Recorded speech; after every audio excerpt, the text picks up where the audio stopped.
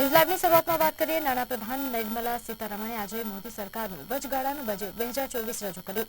આ બજેટમાં કેન્દ્ર સરકારની અનેક સિદ્ધિઓ સાથે નાણાપ્રધાને કેટલીક મહત્વની જાહેરાતો કરી હતી, જેમાં ગરીબ, મહિલા, યુવાનો અને ખેડૂતોને કેન્દ્ર સ્થાને રાખવામાં આવ્યા હતા। જો કે કર માળખામાં કોઈ ફેરફાર કરાયો નથી। ગાળાના આ બજેટમાં નાણાપ્રધાને મહિલાઓ આજે નાણાપ્રધાન નિર્મલા સીતારમણે નવી સંસદમાં મોદી સરકારનું વચગાળાનું બજેટ 2024 રજૂ કર્યું।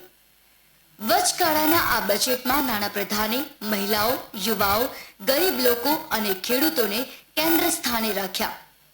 કેન્દ્ર સરકારની અનેક ક્ષેત્રોમાં સિદ્ધિઓ ગણાવતા નાણામંત્રીએ જણાવ્યું હતું કે બધા માટે ઘર, દરેક ઘર માટે પાણી અને વીજળી પર ભાર મૂકવામાં આવ્યો છે। 80 કરોડ લોકોને મફત રાશન આપવામાં આવ્યું। આ સિવાય ખેડૂતો માટે MSPમાં વધારો કરાયો। આ સાથે ગ્રામીણ અર્થતંત્ર પર વધુ ભાર મૂકવામાં આવ્યો, જેમાં તમામ વાજબી લોકોને સરકારી યોજનાઓનો લાભ આપવા પર ભાર મુકાયો। ગરીબોનું કલ્યાણ એ જ દેશનું કલ્યાણ માનીને 10 વર્ષમાં સરકારે 25 કરોડ લોકોને ગરીબીમાંથી મુક્ત કરાયા। તો ખેડૂતો માટે નાણામંત્રીએ જણાવ્યું કે કેન્દ્ર સરકારે ખેડૂતો માટે અઢળક કામ કર્યું છે। PM પાક વીમા યોજના દ્વારા 4 કરોડ ખેડૂતોને લાભ આપવામાં આવ્યો।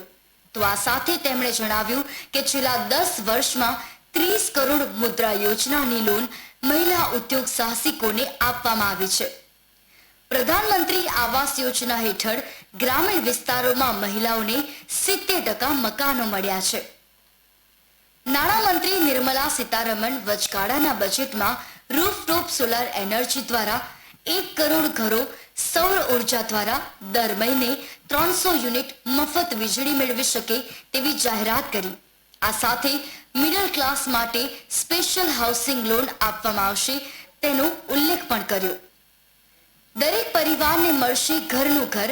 આ લક્ષ્યાંકને પહોંચી વળવા નાણાપ્રધાને જણાવ્યું કે આગામી 5 વર્ષમાં હજી વધુ 2 કરોડ મકાનો બનાવવામાં આવશે। આ સાથે નાણાપ્રધાને જણાવ્યું કે દેશમાં કરદાતાઓની સંખ્યા 2.5 ગણી વધી છે। છેલ્લા 10 વર્ષમાં ડાયરેક્ટ ટેક્સ કલેક્શન 3 ગણો વધારો છે। તે સાથે આ બજેટમાં કરમાળખામાં કોઈ ફેરફાર કરવામાં આવ્યો નહીં।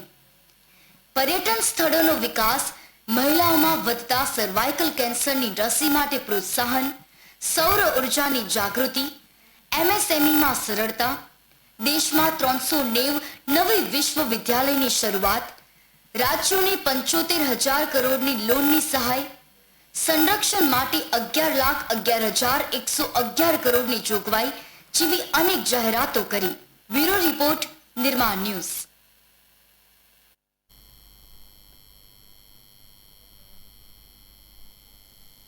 નાણામંત્રી નિર્મલા સીતારમણે આજે મોદી સરકારના દ્વિતીય કાર્યકાળનું છેલ્લું બજેટ રજૂ કર્યું।